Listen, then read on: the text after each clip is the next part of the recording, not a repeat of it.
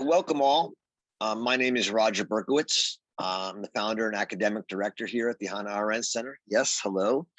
And it's great to be here with you. We are starting a new book. It's always fun to start a new book. And it's a book we haven't read before in this group, which is also nice. There's still a few that we haven't read. And, it's nice to sometimes go back and reread, but it's also good to start something new.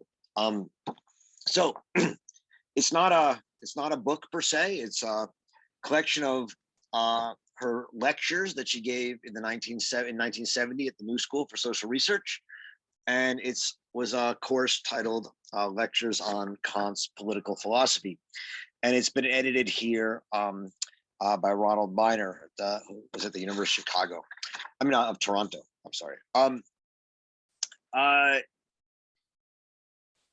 These are short. They're brief opening remarks for her lectures, which would then be discussed. It includes some supplementary material, and we're also going to read a couple of other essays that she wrote on this topic.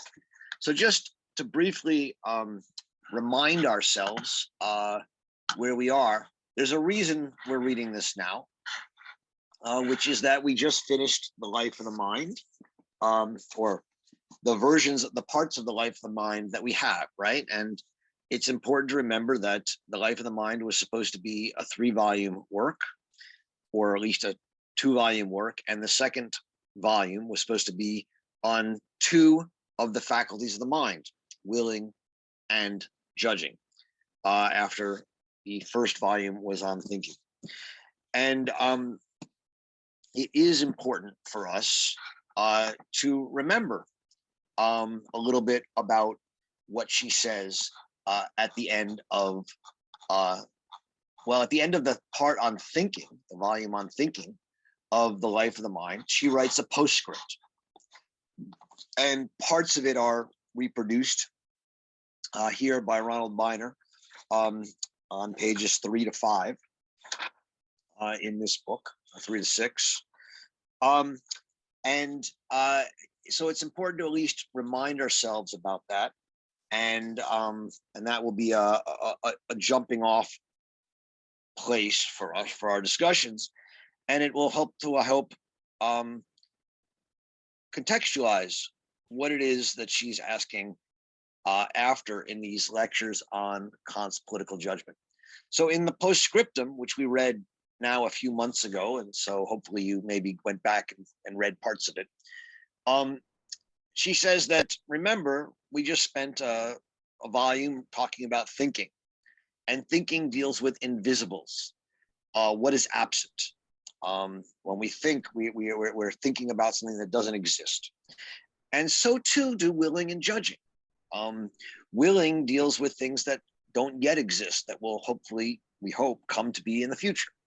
Judging is generally an attempt to make sense of or understand something that's happened in the past that already is, and thus no longer exists, or exists only in our memory. So they seem similar in that regard. They're both activities of the mind and not of the real, of the present real world. On the other hand, thinking deals with invisibles and intends to generalize about them. So if we want to think about a unicorn or a cat, we think about the generality of a cat and a unicorn. We think in general rules and propositions. And again, thinking is not about truth, it's about making meaning, but it's still about general things. Judging and willing, she says, deal with much more particular things. A particular cat, is it beautiful? Is it friendly? Is a painting or a rose ugly or beautiful? Much closer to the world of experiences and not just in our mind. So thinking in willing and judging, while they're still activities of the mind and deal with invisibles, bring us closer to the world of experiences. She then frames this inquiry into willing and judging at one sense negatively, right? She says, one argument for why we should engage in an inquiry into willing and judging is that after thinking, is that thinking seems purposeless. Why do we think? And the philosopher who thinks can say, I have an answer. We think so that we'll be able to will and judge better.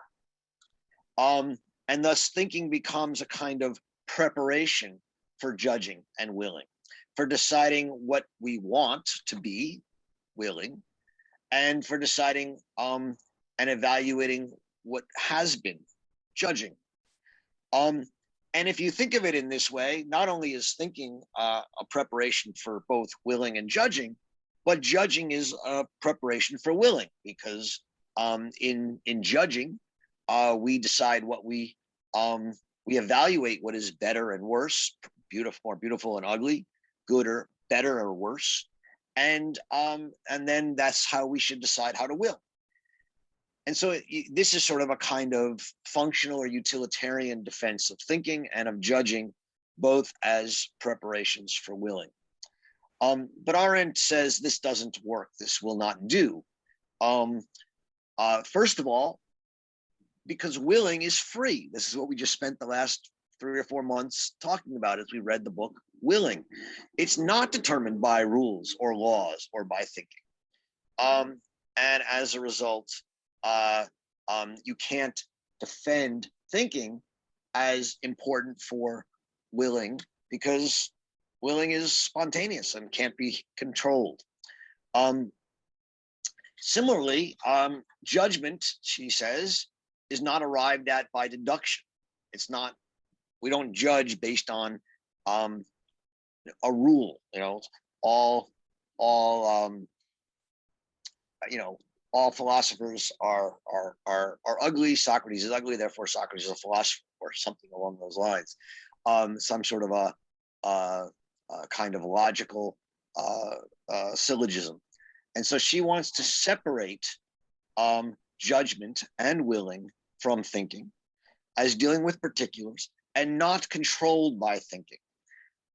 And for willing, as we saw, her answer is that willing is free, it's spontaneous, and thus not controlled by thinking. Now, as we begin to think about judgment, even though she never wrote the last volume on judgment, but as we begin to think about it, what we have to understand is that what she's after is judgment on its own terms.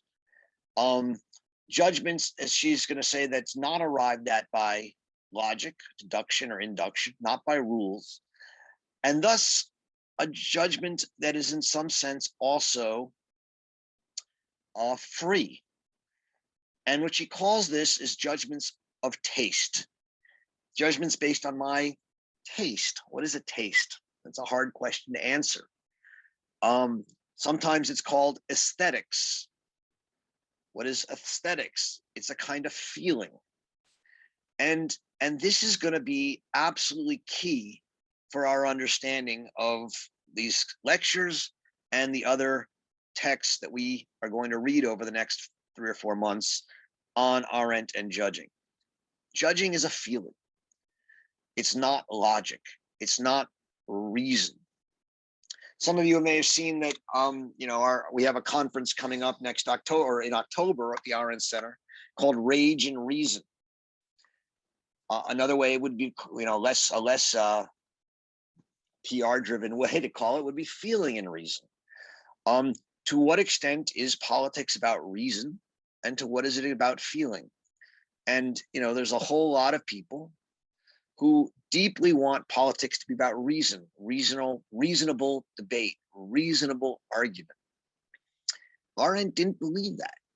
And that's an important distinction. She did believe it was about persuasion.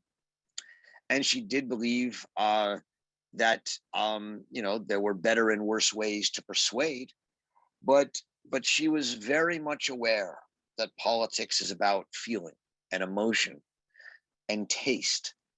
And And these essays are in many ways an attempt to think about what does it mean to develop a politics not based on reason, but on taste, not based on reason, but on opinion, and yet still have some sort of a meaningful, coherent politics. I'll come back to that in a little way, but I think that is really the issue here is how do you do politics? How do we think about politics when really it's about feeling and emotion? And that's obviously something we're all grappling with because around us we see, in from let's say 1950s, post World War II to somewhere around the 2000s, the aughts, largely because of a fear of the danger of feeling in politics out of World War II and out of Stalinism. At least in the West, politics became incredibly constrained by reason, by expert discourse. And there was a deep need and intent and desire to exclude more anarchic emotions from politics. That's over, right? That's not coming back, at least for a while. And we are seeing an increasingly emotional and aesthetic politics emerge. And in that sense, this book and reading this book now is deeply timely.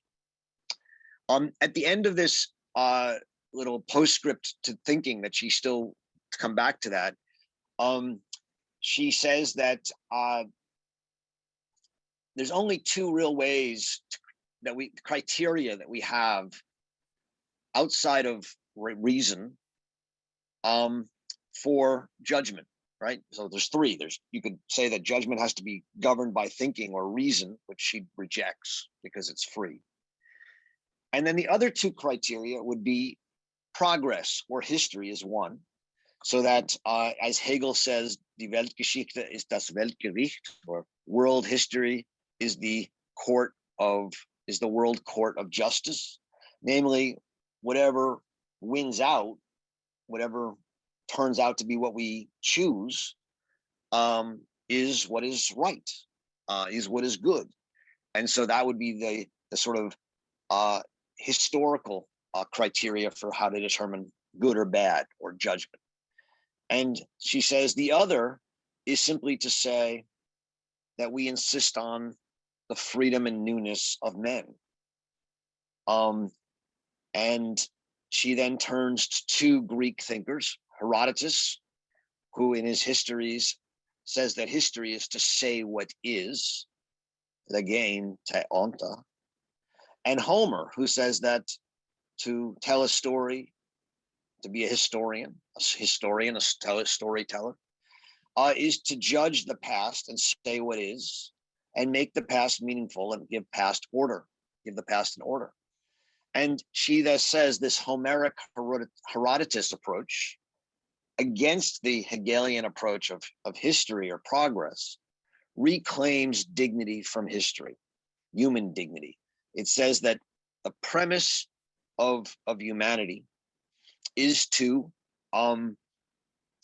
make the world meaningful, not by reason, not simply by what succeeds,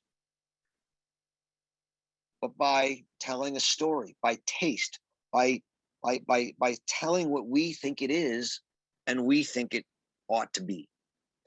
And that kind of judgment, right? Aesthetic taste judgment, is thus for her deeply political, right? That's the political nut that we need to hear crack.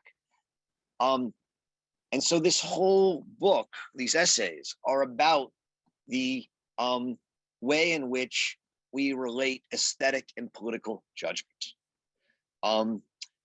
Aesthetic judgment which is what she finds Arendt what Arendt finds Kant to explore in part one of his third critique, the critique of judgment. Aesthetic judgment is to provide the model for political judgment. That's the overarching thesis of these essays. Political judgments and aesthetic judgments are going to be said to both not be determinist, not be logical, not be deductive, but to be what she'll call reflective judgments, judgments in which the rules for judging are not given, where you have to judge whether a painting is beautiful, not through a rule, not by saying, well, all roses are beautiful, this flower is a rose, therefore this flower is beautiful.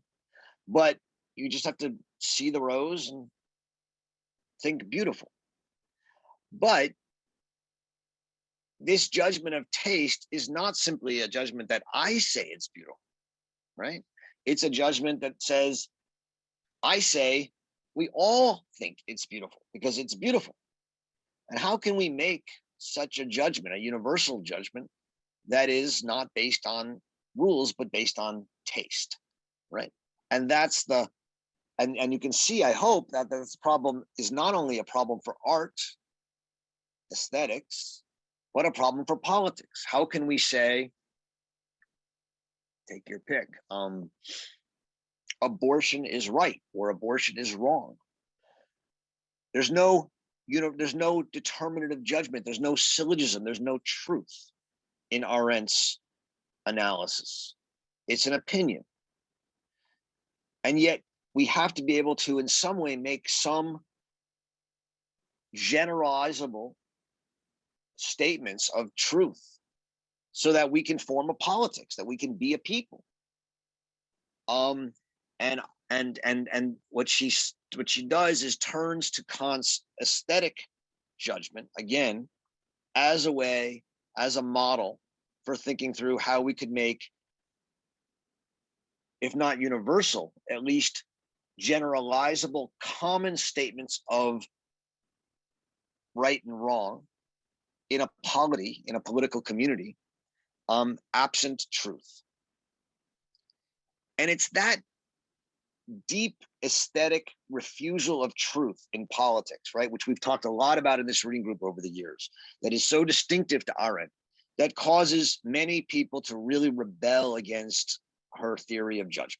So one of those people is Ronald Viner, who edits this book, right? He's not a huge fan. And he has a similar critique to someone like Jürgen Habermas, the German philosopher. And what both of them say is that by aestheticizing politics, Arendt makes it impossible to make truth claims about politics. Since all judgments are simply judgments of taste, there's no way to say that someone else's judgment is wrong or uninformed. There's no procedures for making, rational judgment. Now, Arendt, of course, wants to be able to have us say, this is what we believe, right? But she doesn't think we can get there by claiming truth. And so how do we create generalizable judgments of taste, right? That's the question. And Arendt would counter Habermas by saying that the very assumption that we can get agreement in procedures, right, what Habermas would call a rational speech situation, and that will lead to agreement in true outcomes, is mistaken. She just doesn't think that's what, that simply agreement in procedures will lead to agreement in outcomes. And the premise for that is that there's plurality, that people will think differently.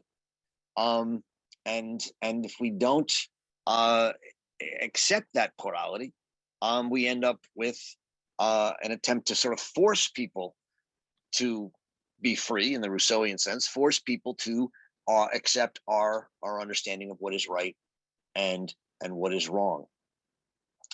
I just want to go back, before I get into the text for today, go back to the last paragraph of the section on willing that we read for today, or not for today, for 2 weeks ago and talked about, but we didn't spend a lot of time on this last paragraph, and it's worth just taking a look at it. It's on page 217 of The Life of the Mind, if you still have that in front of you. And she says, I am quite aware, right? So in the final graph here, she's writing about Augustine's claim that there be a beginning, man was created before whom nobody was, right? Initium ergo ut esset creatus est homo ante quem nullus fuit. And she says,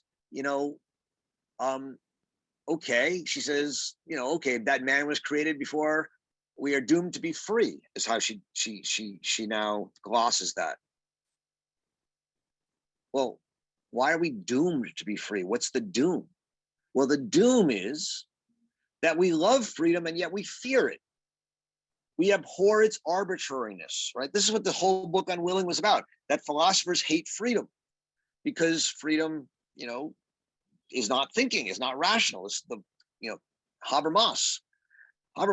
And so we are overjoyed by our freedom, but we also prefer to escape its awesome responsibility, she writes, by electing some form of fatalism. We fear freedom. And we can't solve, she says,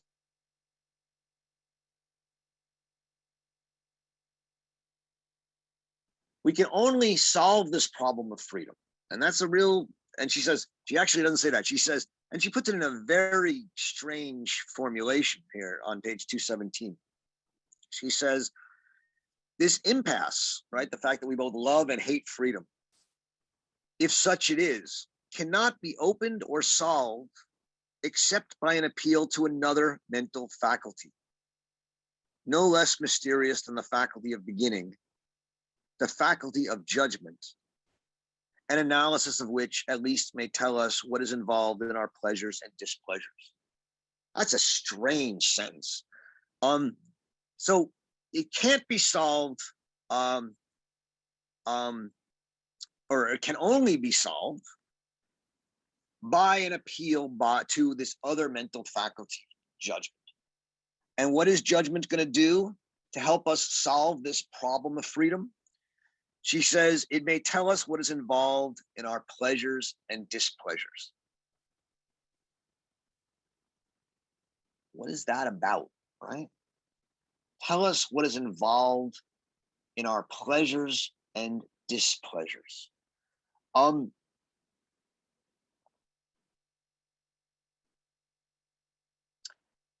Pleasure is going to be, well, taste, like. Our pleasure or displeasure. Judgment is about that. It's about how we determine what we like and don't like, what we find pleasurable and not pleasurable. And when we get to Kant's third critique, as we are now about to, we're going to, as she's going to say on page 15 of the lectures that we're reading, that what really judgment is about is what she calls, or Kant calls, at the end of this first paragraph on page 15, a merely contemplative pleasure or inactive delight, untätiges Wohlgefallen. And so judgment is about trying to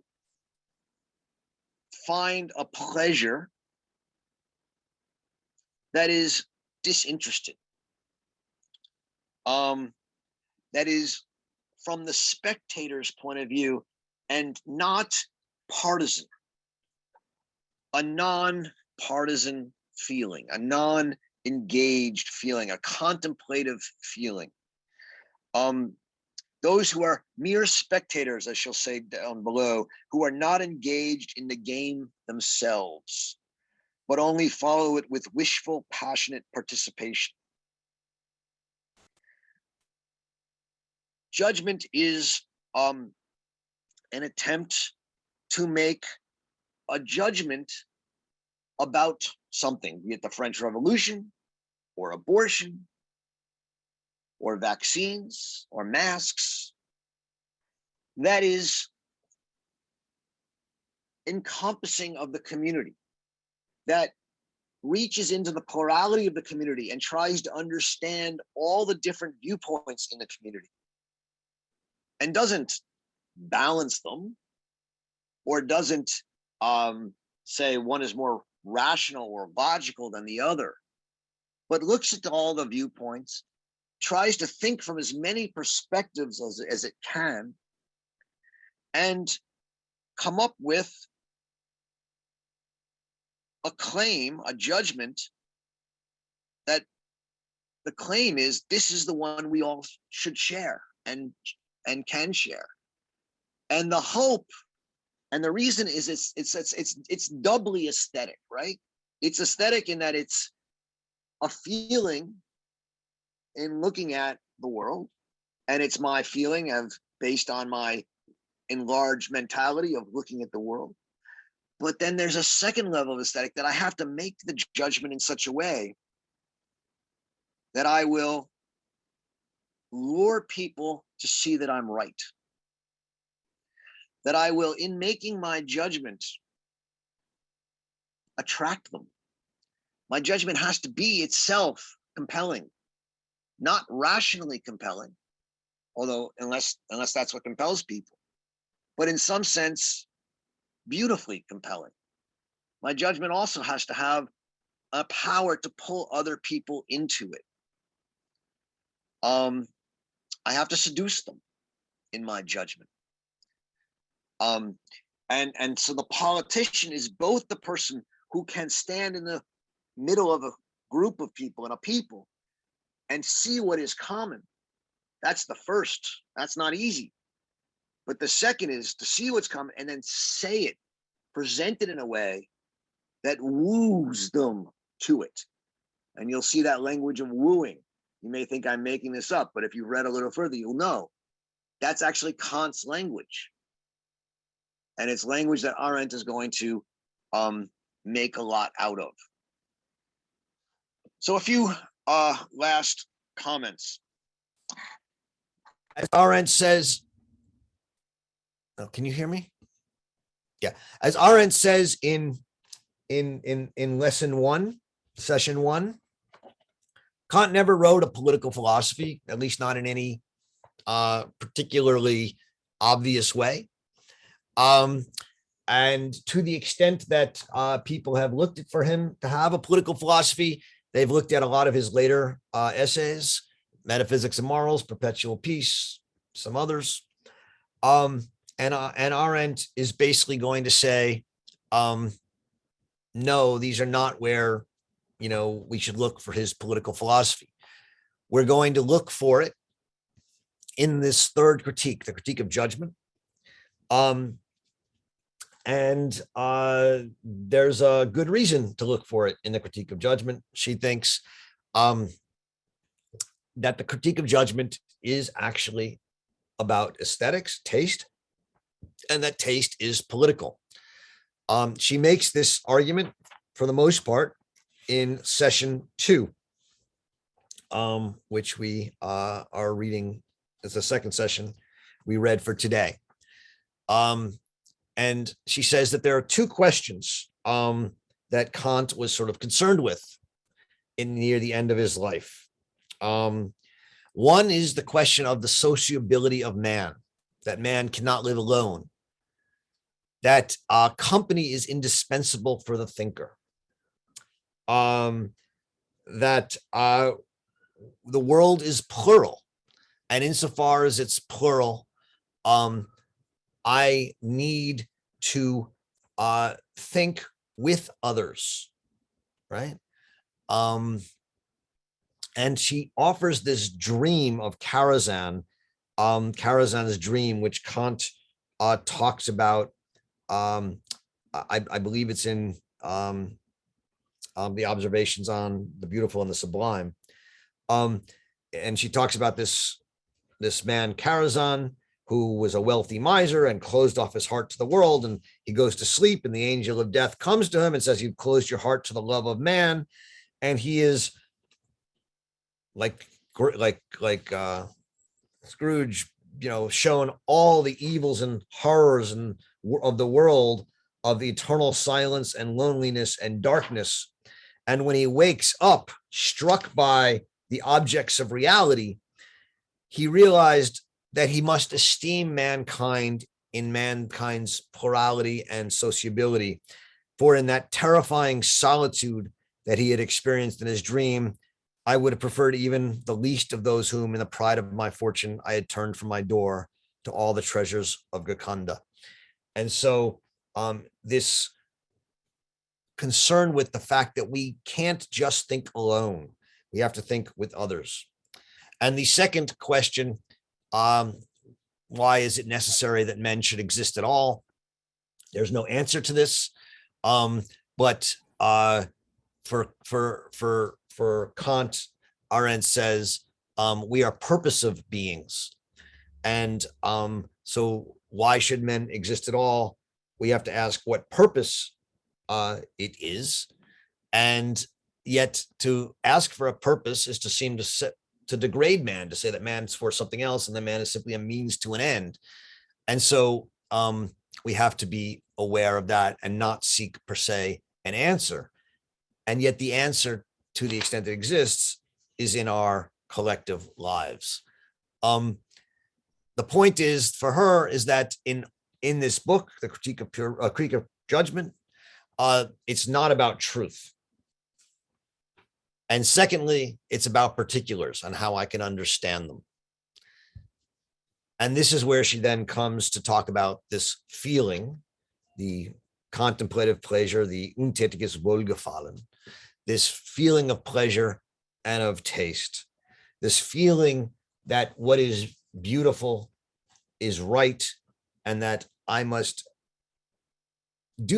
encounter that by opening myself up to the plurality of those others who are part of the community with me.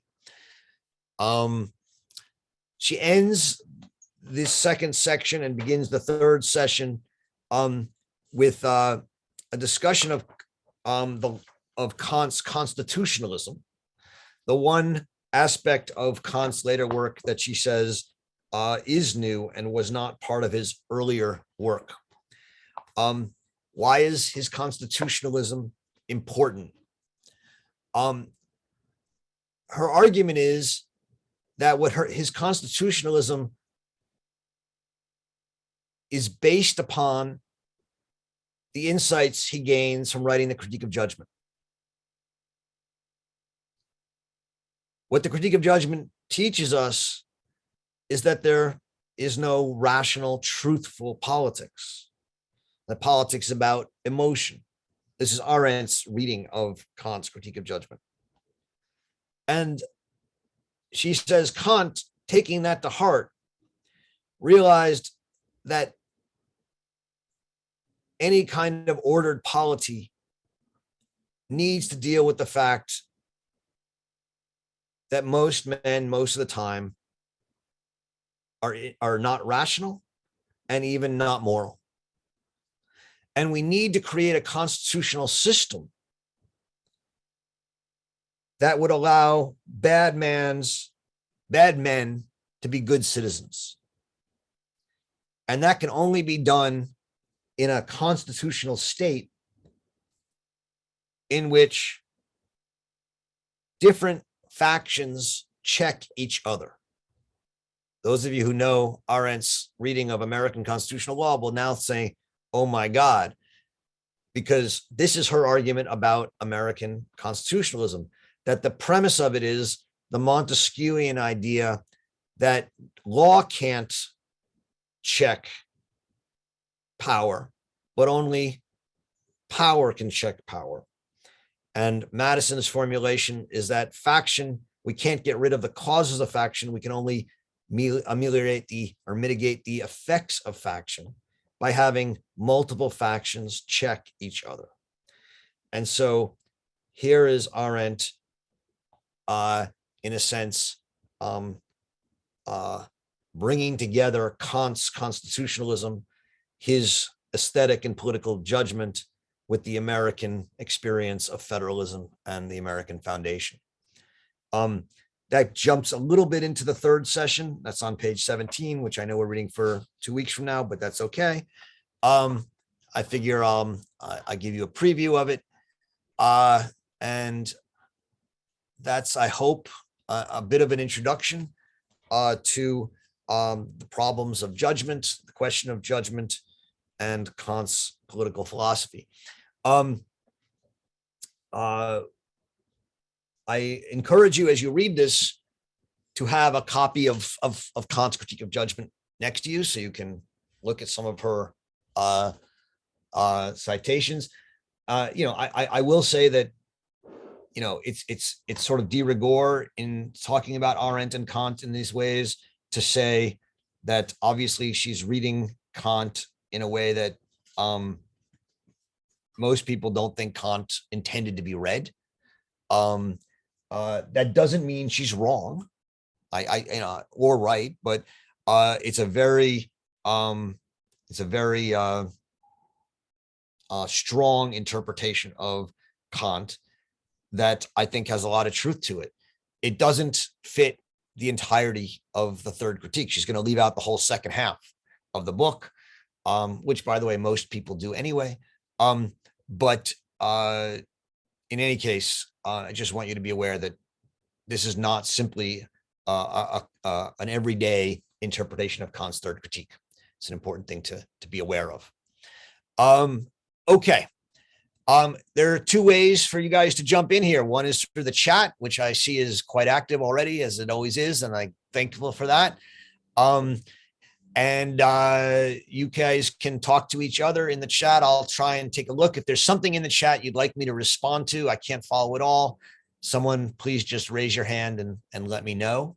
The other way to engage in the conversation is to raise your hand by going down to the reactions button and click on raise hand.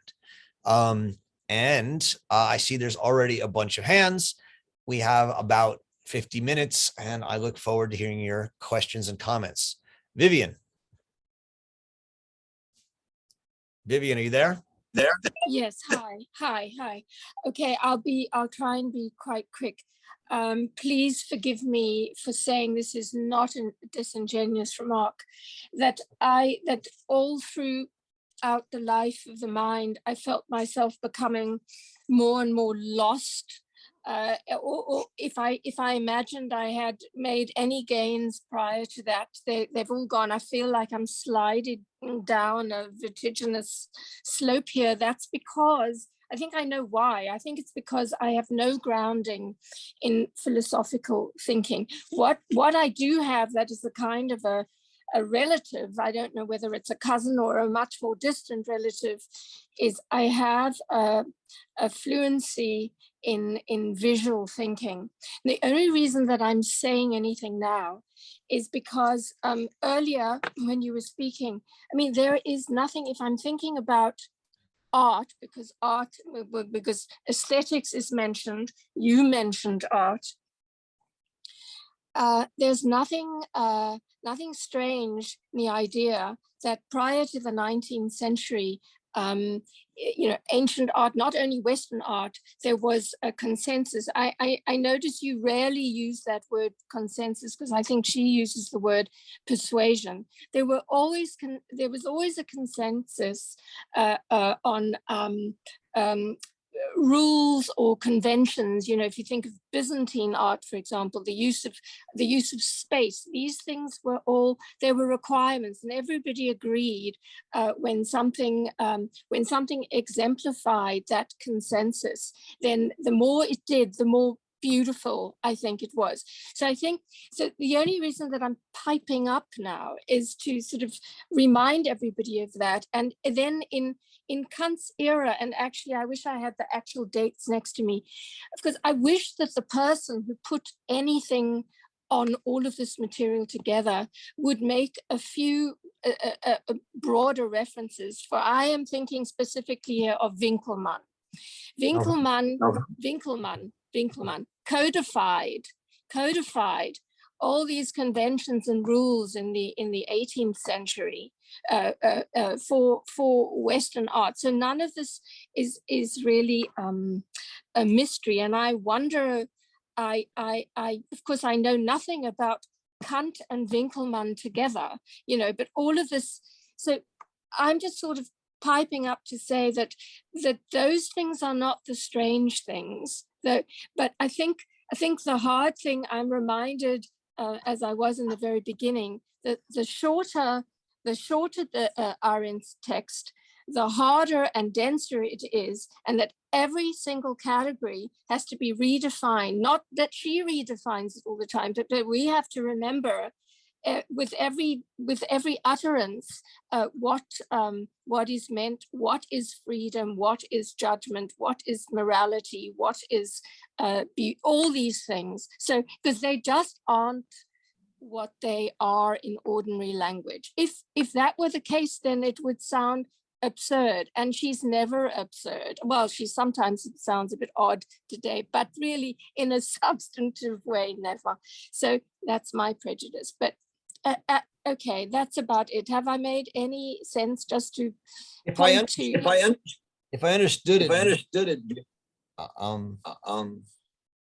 can you or everyone mute yourself?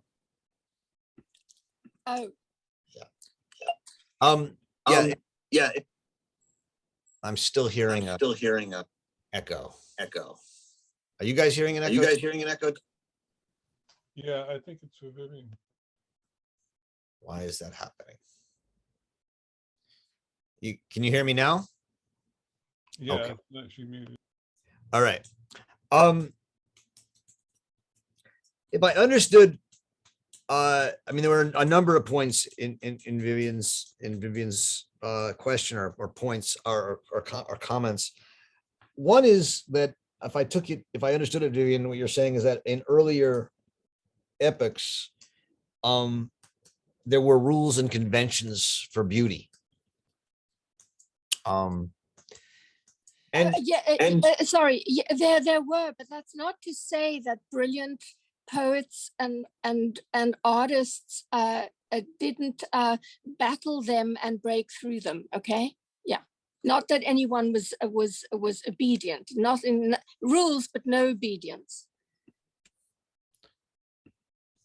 Right, and that's what I was going to say, is that even though there were rules, not everyone who simply followed the rules was a great artist. And beauty largely still, I mean, this is my prejudice or opinion, and you may agree or disagree.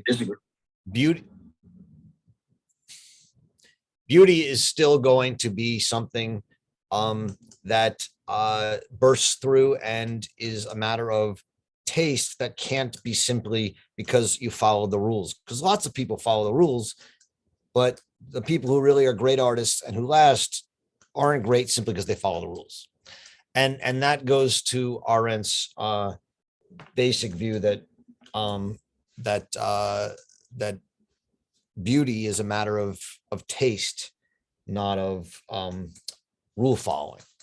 So sorry, Roger, I wasn't referring to the production of art and the production of poetry. I was referring to what we do with it, not the creation of it. Yeah. Okay. I think the same answer holds. You don't judge whether or not work is beautiful simply because it follows rules. And in the end, you have to make some determinations of it based on whether it breaks through the rules in places that make it beautiful. And there's simply no rule for that. There's no rule for the interpretation of rules. And that's I think the fundamental premise here, that in aesthetic judgment, we're dealing with a kind of free judgment. And similarly in politics. And the question is there a way to create, but since we're also trying to make statements that we think are true for not just ourselves, but either in some cases universally, but in political cases, at least in the general polity, is there a way to make those kind of claims? And that's that's the inquiry here. So thank you. Bob, you're up.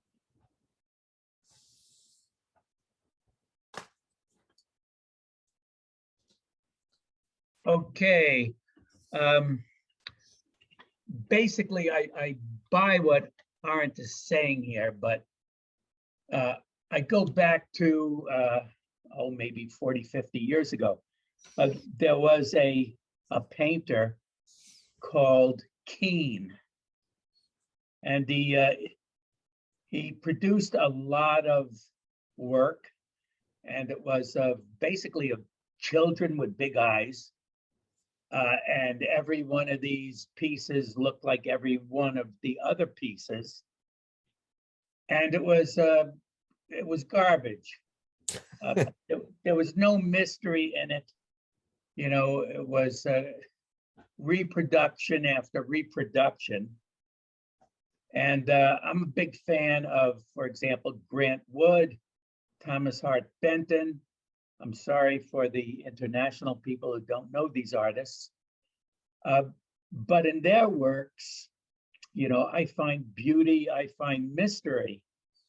And so I'm just, you know, puzzled by this, by accepting what Arendt says, and yet I just can't abide with anybody who liked Keane. And, you know, I chose him because he's one of the worst. I mean, you could go, you know, further down the line where it's maybe. And he didn't make the paintings. His wife made the paintings. Well, that wouldn't matter. It was still garbage. And I don't respect anybody, you know, who liked those paintings. And I just can't get that out of my system. So do we simply say, you know, we're not talking about art in this case, and so it's not a question of judgment? Or do we say, you know, I'm wrong? No, it's, you know, like, it's an excellent question. And while I don't know Keane, you know, I'm going to try and, so I won't make my judgment, but I'll say I trust your judgment in general, Bob. So, you know, the question you're asking is the tough question. And it's the question that people like Habermas and Biner get upset about with this aesthetic theory of judgment and of politics, because, you know, and this goes a little bit back to what Vivian was saying, right? To the extent, you know, we want to say that, okay, maybe, you know, maybe Kant, you're right. It's not just following the rules or conventions, not only of how do you produce it, but of how we judge it. But there's got to be some criteria, right? There's got to be some criteria of what makes something beautiful or not. There has to have some depth or some mystery, or what did you say? Beauty, mystery, I forget exactly what. And it's got to have some perspective or not. And yet, you know, over time, things emerge. You have abstraction, you have minimalism, you have surrealism, and each one of these things emerged, and people said, pox on you. That's not, you know, classical art. That's not beautiful. That's not deep. And sometimes that's right. And the things disappear and become part of the ash heap of history. And sometimes they become major new schools of art. And, you know, so how do you judge? What are the criteria? Well, I've given you 3, right? I've given you 4. There's rationality. Arendt says there's no rule for this. Cut that out. There's Hegel. The world history is the world court, whatever. So the fact that surrealism survived means surrealism is beautiful, right? That's the Hegelian answer. If it survives, that means it's beautiful. And that's a judgment. And then there's this, you know, an Arendtian attempt to say, well, we don't want to be simply like give up our freedom and our dignity as humans to whatever happens. And so our judgment has to have another criteria, not rationality and not history, progress, but something else. And what that something else is what she's trying to think about here. So, you know, the question is, and it's going to have, as I said, something to do with this common feeling, this sensus communis, this wooing, this seduction, this attempt to say, to make a judgment and have others agree with it. And you may say, but there's a problem. These idiots over there don't agree with me. They like Keene. And her, you know, and you're right, that is a problem. And it's a problem in art, but it's also a problem in politics. You know, what you just said about how you can't be whatever with someone who likes Keene. Trust me, I've had many people tell me I can't be friends with people who like this particular person, and you all know who I mean. And you know, it's a similar judgment. Roger, this is Bill here. Before, because I have to leave soon. Hey, can we find another word other than beautiful? Because I think that is a real problem. Vivian, you might bear me out on this. The art world has been having for the last 50 years a real problem with the notion of beautiful as a criterion. And the generation that I come from, okay, I'm a performing artist, but they were looking for something called utility or relevance, or what else are we talking about other than something Mr. Winkelmann might have understood sitting in your armchair and saying, this is beautiful. What else is art supposed to be doing, or what else can art do? And that, I know we go down a slippery slope here, wherein art becomes more, as they say, this is a big put down, it's more about politics than it's about aesthetics. So I'm just wondering, can we find another word for rather than beautiful? Thank you. It's a good longer than 50 years, since Dada at least. Yeah. Yeah, I mean, it's a good question. You know, what is beautiful doing here? You know, we have a couple of words that we are using. We're using beautiful. We can use good. You know, in the political world. How about compelling? Okay.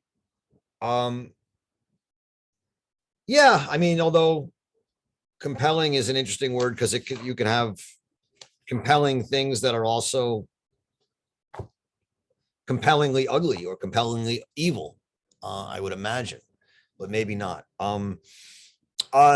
You know, I think the problem with beauty, as I've understood it in the art world, Bill, and you know, I may not be getting this, is that a lot of people thought that beauty was being used to exclude particular works that didn't fit within certain, you know, as Vivian had said before, conventions and classical approaches. So there was a way to paint, and there was a way to dance, and there was a way to sing, and certain singers, dancers, and painters weren't doing that, and they were said, oh, we're not, those aren't beautiful. But Arendt's and Kant's use of beauty has nothing to do with that. It has nothing to do with set conventions and classics. And so this may be not satisfying, but what I'd say is, if we're going to use beauty the way Arendt and Kant are, we're not going to run into that problem. If that's a fair answer. Beauty for Kant and Arendt and the way they're using it is a free beauty. It's not based in any classical tradition. And as a result, it doesn't exclude anyone necessarily, or anything necessarily. And that's part of the problem. That's part of the, that's a good thing about it, right? But it's also the problem, because there's a kind of anarchy. And how do we we get back to Bob's problem. Oh, great. You let everybody in the door. Now, how do we kick some people out? How do we determine now that we have 500 different painting styles, which ones, you know, we want to put in the museums and not? And that's the question that Bob is asking, if I understand it. And it's a question that I think has roiled the art world for many years now. And it's certainly roiling the political world. I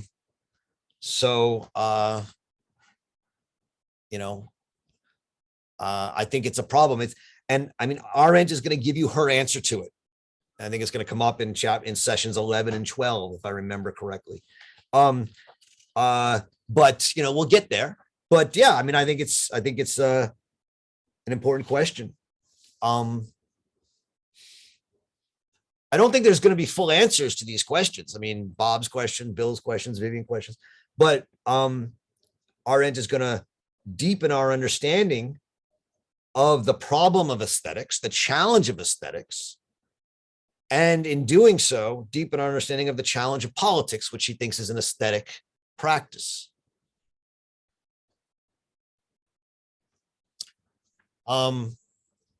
Susan. Yeah, the last thing you just said is where I was going. I'm having a hard time relating aesthetics into politics and that piece of it with judgment. I mean, I certainly understand it in relation to art and the discussions that we've just been having with Bill and Vivian and Bob, but I'm having a really, and maybe this will come as we read further, really difficult time with the Arendt's notion, and maybe Kant's, but certainly Arendt's notion of aesthetics in politics. But maybe I'm thinking of aesthetics in too narrow of a sense. Well, it's simply to say that just like Bob can say that he likes Keene, doesn't like Keene and likes Grant Wood, right? Yeah. You may I get that in art, but you may say to me, but not the other one. Yeah, go ahead. You may say to me, I like Trump, but I don't like Biden. Right. What's aesthetic in that? It's a matter of taste. There's no rational, there's no rule for determining why you like Trump and don't like Biden. There are rules that may be connected with political affiliation. So I'm not so sure about that. Well, I mean, you may say, I like all Republicans and not all Democrats, but there may be some Republicans you don't like. Sure. Yeah.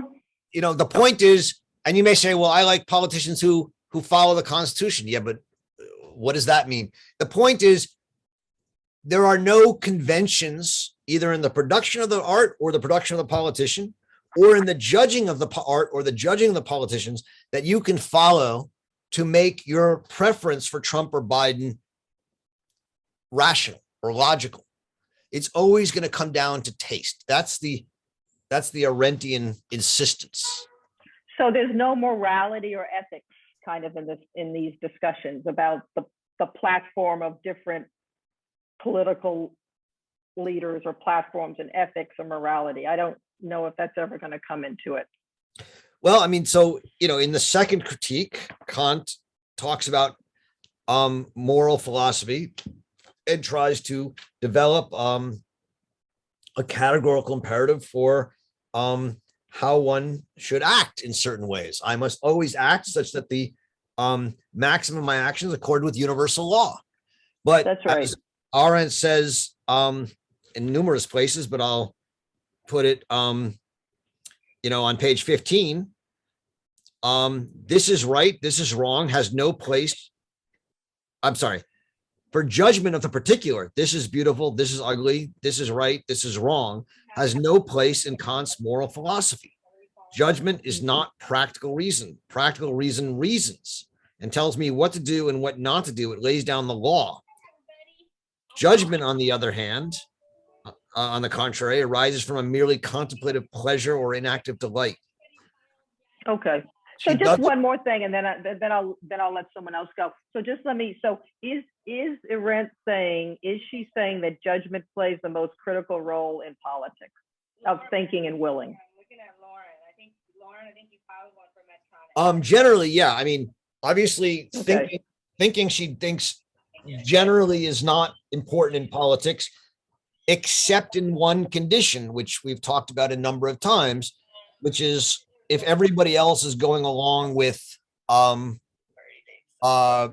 if everyone else is going along with a kind of unthinking movement and swept away by it, the thinker, insofar as they stop and think and, in a sense, make people aware that they're going along with the movement unthinkingly, can have political import, right?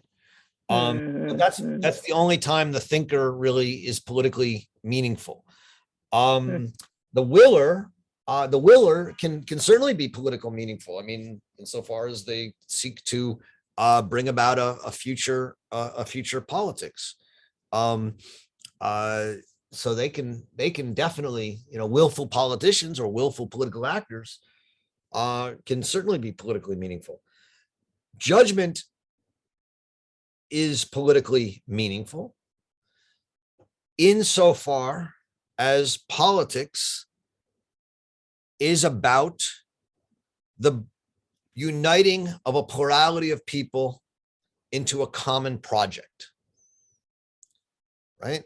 Insofar as the politician is the person who speaks the truth of the community and unites the community around a common endeavor, which is how Arendt really understood politics. Yeah. Judgment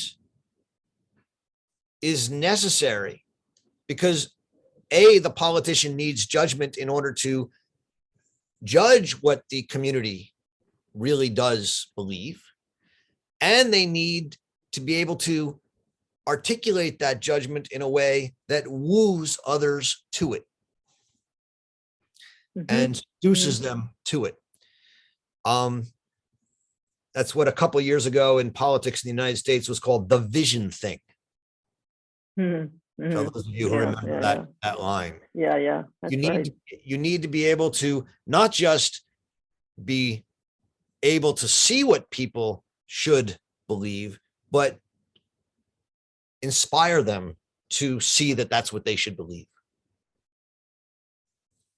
Thank you. Yep. Vigdis, you're next.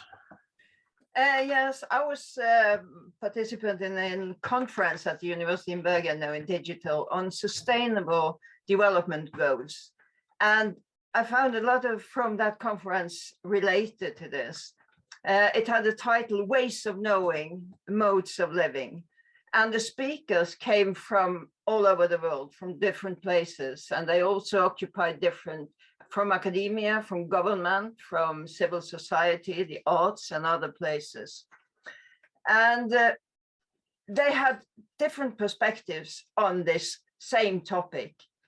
And what I saw, there were very much that were new perspectives to many of the other participants, but there was a lot of wooing in this. And it was a common, yes. And it was the way they presented it. It made really much sense. There were very much that other people from other places of the world had never thought of, especially us from the Western part of the world, confronted with ingenious people from, for instance, the Sami people in Norway and other places in the world. So this made me very much think of Arendt's thoughts of political judgment. And another things that I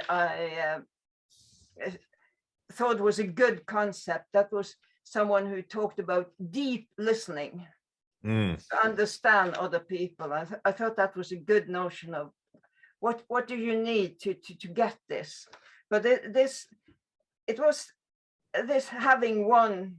There was one thing they discussed. It's a globally problem, sustainability, of course, but to have all these participants, and I think they called it ways of knowing, modes of living, but actually it was you saw there, this kind, knowing about these kind of things is very much what Arendt calls different opinions. And it can't be, and that was very clear during the conference as well.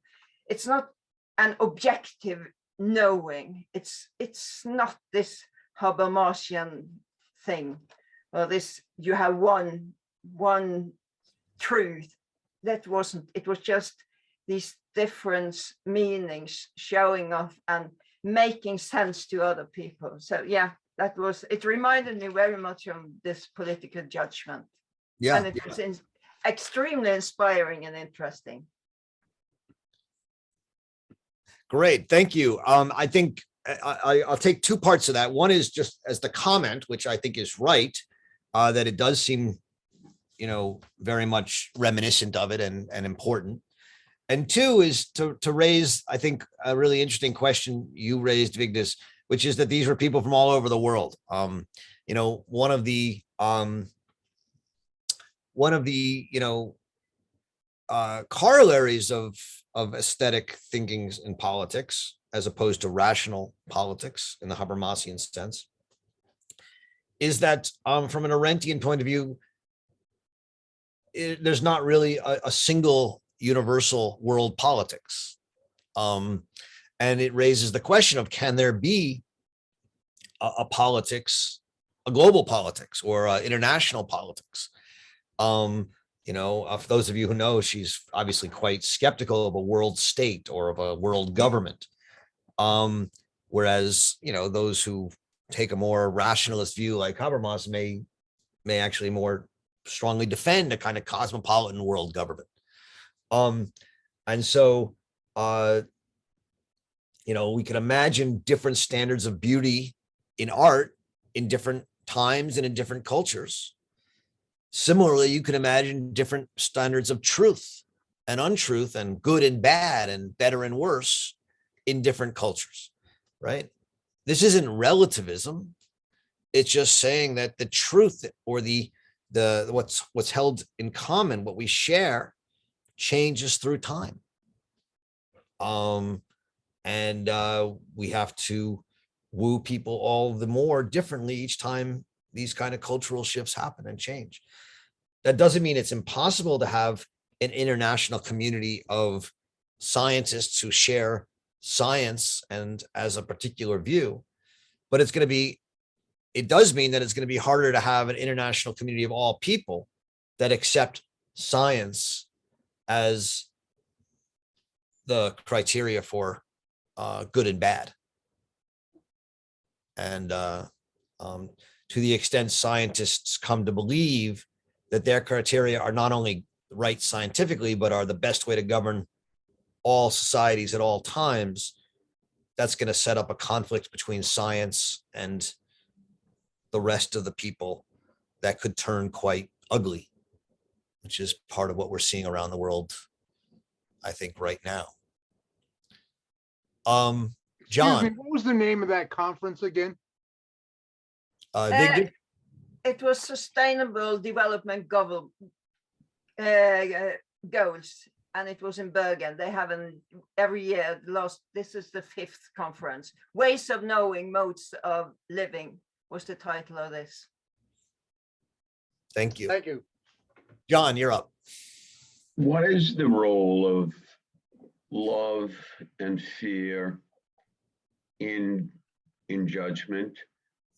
We speak, what I'm hearing is that judgment involves emotional content. I hear words such as wooing. I've yet to hear the word love and fear, but they seem to be, it would seem to me to be a component of judgment then. And on a second point, am I hearing correctly? There's no truth. Truth is based upon the fact of who I may be able to influence. And so for any given moment in time, so I could be a cult leader and develop truth within that society. And yet outside that perimeter, I have a society that fears me, and there's no truth by a consensus.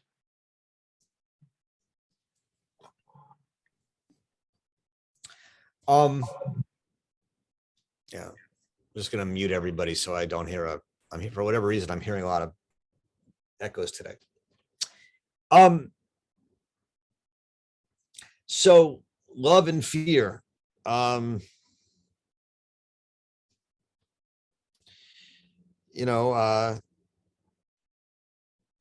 We could put in other words as well: prejudice, anger, rage. Are they part of aesthetics, part of feelings? Yeah, they are. I don't think you could exclude them. In Arendt's thinking about politics, she says that love doesn't really belong in politics because love isolates you in a small group with one or two people. What we want to think about is friendship. But that doesn't, I think, erase the problem John's raising, which is that, fear and rage and anger and friendship and love and prejudice seem to be quite involved in politics. I would say they're also probably involved in many aesthetic art decisions. And yet, don't we? I assume the subtext of the question is, isn't that a problem? Maybe it's not the subtext. That's what I've assumed. And the answer is, well, it may be a problem, but it's the way it is. To ignore them is to ignore life, human life. And to think that we can make politics rational is, as I've said a number of times from Arendt's point of view, to simply ignore the problem that if you assume plurality, there's no single rational solution. There's no rules. So, I think that's, I think the challenge is, amidst fear and love and prejudice and anger and rage, and without rules and without logical, rational criteria, do we simply give in and let progress in history, Hegel, rule the day, and whatever wins is the right one? Or is there some way to salvage the idea of human action and human judgment as having a role to play that is neither determinist nor fatalist? And that's what Arendt is turning to Kant to try and articulate.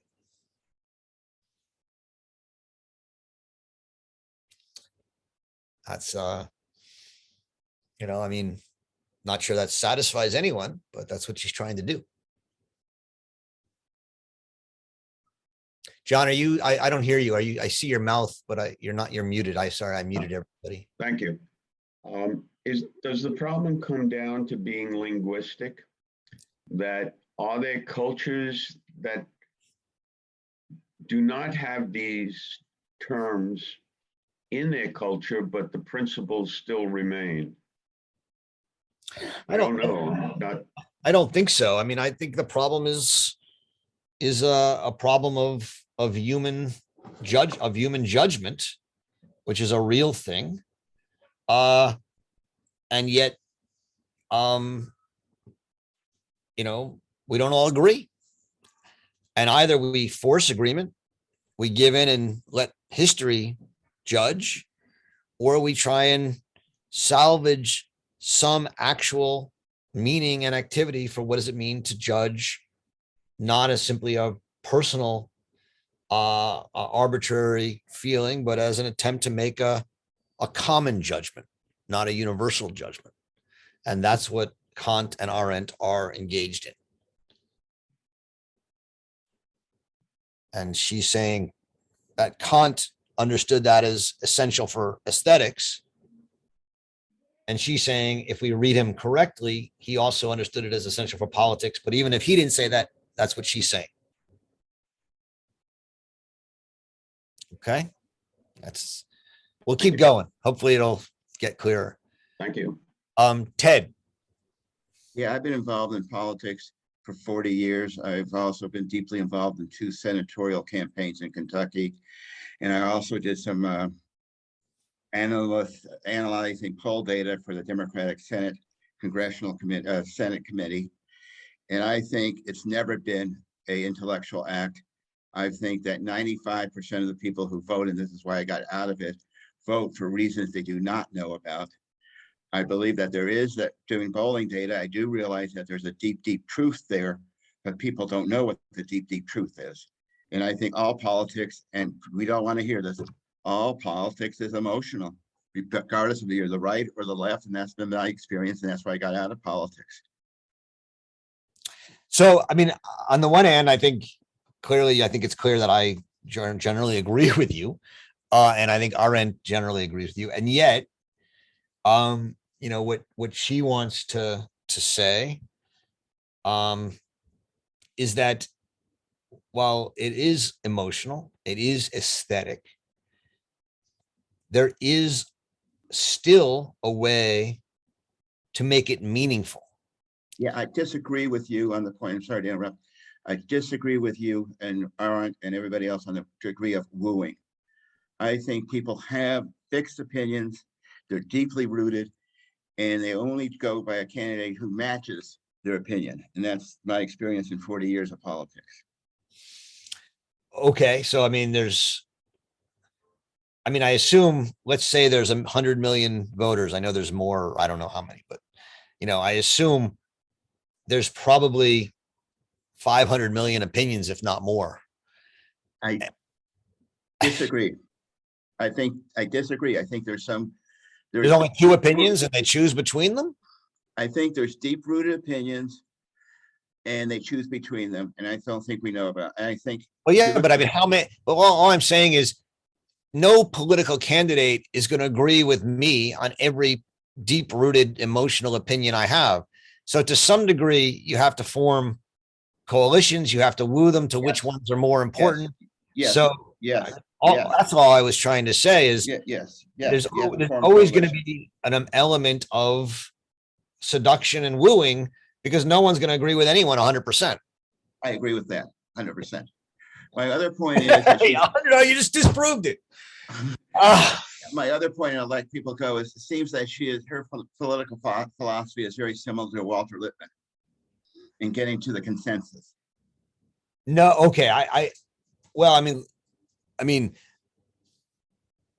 Lippmann, again, I'm not an expert in Walter Lippmann, but my understanding of Walter Lippmann is that most people don't know and can't follow anything. So we should exclude them for the most part from politics and listen to the experts.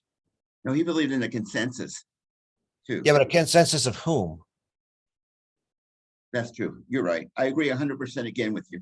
Dang it. I mean, we're disproving everything I want to say today. Bravo. Now, Walter Lippmann is the one who argued with Dewey, right? And Lippmann argued that we should largely the people, we've entered a world of politics that is too complicated for people to follow on a daily basis. And as a result, the experts and the other people should be the ones who should, in a sense, figure out what's right. And then, in a sense, propagandize the people to make them go along with them. I stand corrected. You are right. I am wrong. Yeah. There we go. Ken.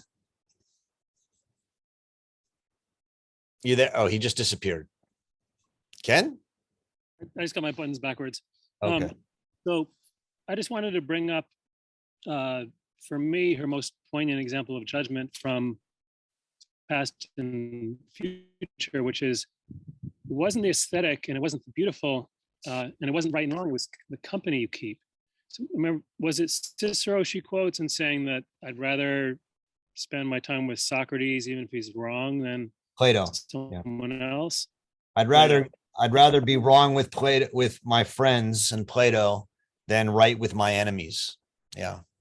That seems like a lot of what we're talking about, that this judgment of taste has to do with choosing company. And maybe, Ted, you would agree with this, I'm not sure, but we're choosing our company. I'm choosing Donald Trump and I'm choosing my neighbors.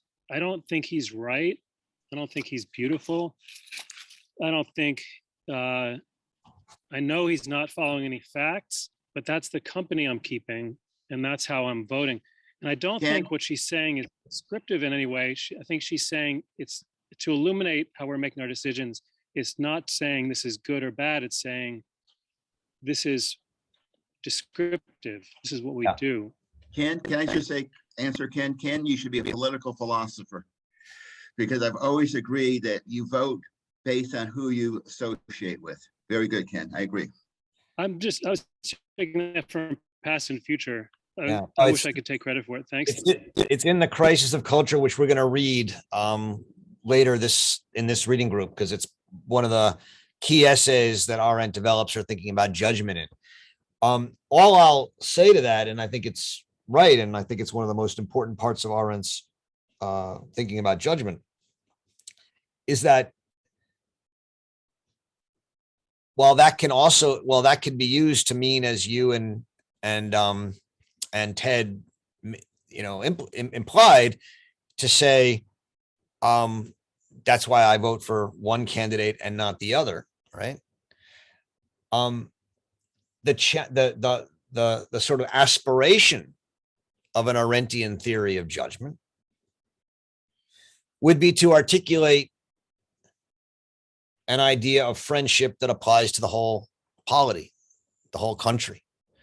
Who can articulate an idea of I'd rather be wrong with my friends than right with my enemies, in which we imagine a greater group of Americans than just Trumpians and Bidenians, right? And that's the Arendtian aspiration of and I think it's important for what Ken and Ted are saying, for not only political philosophers, but for political actors, because it reminds you what a political actor is, which is someone who listens, whoever said deep listening before, right? And then seeks to articulate something that could be common, and then has to woo people to it. That's the wooing part. We'll get there. But yeah, I think that's all great. We have time for one last question. Did I interrupt someone? Well, I don't see the aspiration in this essay so much. That's all. Well, I think you'll see it a little more as we get further in, but maybe not. You mean in which essay? And just what we're reading for today. Yeah, well, we only read the first two sections. By the way, just to remind you, we're not meeting next week, so we'll meet again on. I'll say it again at the end, but just in case people leave, we're meeting again on the 18th. Denny, you're next. Your last question. Hi, thank you so much for the introduction. I Yep. got a question, and is how can we be aware of making reflective judgment instead of creating truths? Well, I mean, this comes back to our friend, Walter Lippmann. Remember that when you get into an argument with somebody, and you say, the rose is beautiful, more beautiful than the orchid. And they say, no, the orchid is more beautiful than the rose. Remember that you're both making judgments of taste, and that there's no conventions, as Vivian was saying earlier, or, classical, dance ideas, as Bill was alluding to, of beauty, right? That tell you the answer. And so you have to then sit there and say, all right, is there a way you and your orchid and me and my rose can find what we share? Is there a way we can agree on maybe not which is more beautiful, but something less, that they're both beautiful and what makes them beautiful in our sense? And so I think the question is why it's important to remember we're making reflective judgments, because if you don't, there's then all you can do is sit there and yell at each other, like Bob was saying about Mr. Keene, right? And people who like Mr. Keene and his artwork. And so, how, well, you remember it by I mean, I think this is something that I have to, it's actually an interesting question, Danny. I have to do this to myself a lot, right? I get into an argument with someone and I'm like, you don't know anything. Just don't you read science? And I have to stop myself and realize there's actually not a right answer to this, right? There isn't a right answer to even things that get me really angry. And it's not just Mr. Keene. It's like, should you get a vaccine or not? I don't want to piss anyone here off. We have 2 minutes left, so I'm not going to get into an argument about this. But I have gotten into some very heated arguments in the last month or two, very heated arguments about this, because I happen to think there's a right answer to it. And yet there are people who disagree with me, people who I don't think should disagree with me, but do.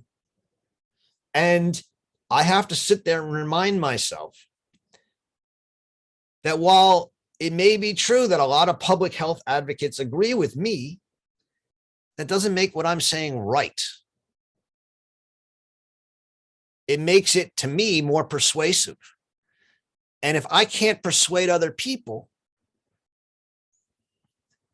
then, I have to at least acknowledge somewhere in me that my argument is partial and is partisan, despite my attempt to say it's scientific in some way. And so you ask, how do we, I forget exactly how you phrase it, but how do we, how can we realize? And the answer is, it was be aware. Yeah, well, the answer is talk to people who don't realize it. And when you do, you can either then tell them, like Bob does, get out of here and you're idiots, or you can say, there must be something in my reasoning which is not yet fully thought out.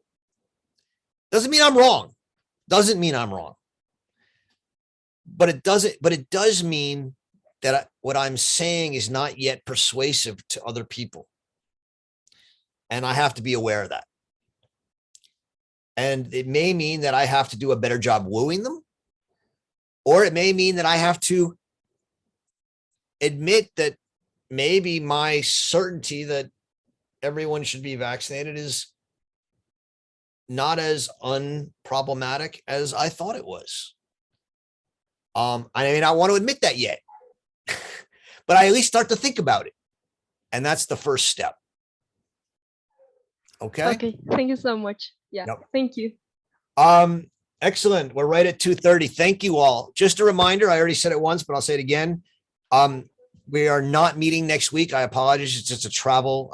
It's a particular day. I cannot meet at this time. But we will reconvene for I think we're reading 3 sessions next time on the 18th, and enjoy reading Hannah Arendt. And I look forward to say the 18th. Next week is the 18th. The 18th. You mean the 25th? Yeah, that's why I'm not a math major or a calendar major. I guess I mean the 25th. Is that right? Is that when we're meeting next? I apologize. I don't know what day it is. Yes, we are next Roger, on the 25th. Yes, you see the New York Review of Books? I did. Yes. What is that? I remember looking at it. What is it? Thinking Without Banisters. Oh yes, I linked to that essay in the Amor Mundi on last Thank Sunday. you. But yes, Shayla Ben-Habib. By the way, Shayla Ben-Habib, who wrote that piece, is going to, at the end of our reading of this book, she and I are going to have a discussion about it as the last last session of the virtual reading group on this book. So that should be fun. That's So, exciting. yeah. So we'll all get to look forward to that. Enjoy reading Hannah Arendt, everybody. Have a great time. By the way, if you're interested, I will be discussing The Conquest of Space, the last essay in Between Past and Future, next Wednesday at noon Eastern time, 6 o'clock in London, where I'll be. And you can find the links to that on our website. So